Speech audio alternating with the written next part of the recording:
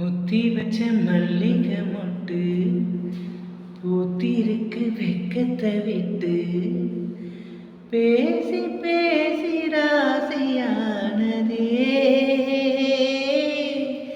இந்த மாமன் பேரை சொல்லி சொல்லி ஆளானதே ரொம்ப நாளானதே. பொத்தி வச்ச மல்லிகை மொட்டு பூத்திருக்கு வெக்கத்தை விட்டு பேசி பேசி ராசியானதே